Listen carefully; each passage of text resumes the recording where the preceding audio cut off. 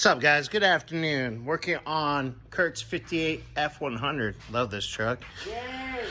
We're taking these brackets off here and moving this whole thing. We're going to drill the holes, moving in like 1/2 inch. Because the old brake pads were only sitting halfway on the rotor. Oh, I need to get him some pads, huh? Halfway.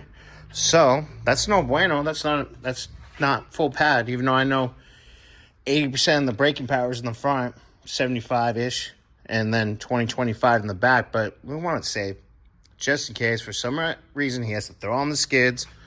We want it good. We don't want it falling apart or failing. So Bobby over there is ordering the pads. Yeah. So they'll be here for tomorrow. U-joint also. So we can cook that all back up. The drive shaft. I can get fluid in the diff and get this bad boy going and gone. So, but all right, guys. Well, I'm gonna get working on this, even though it is almost time for me to go. But we'll get it going. All right, guys. Okay.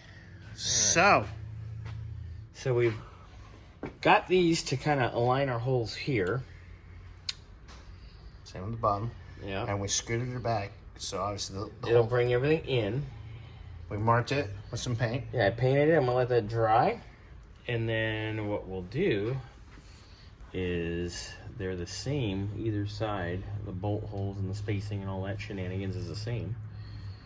So once this paint dries, we kind of have a witness mark, and then we can go from there.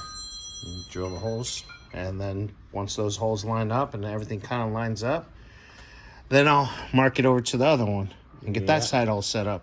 That works. So, all right, guys.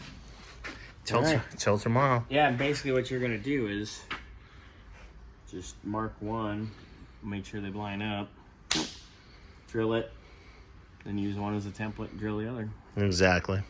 Easy peasy. Yep. Later.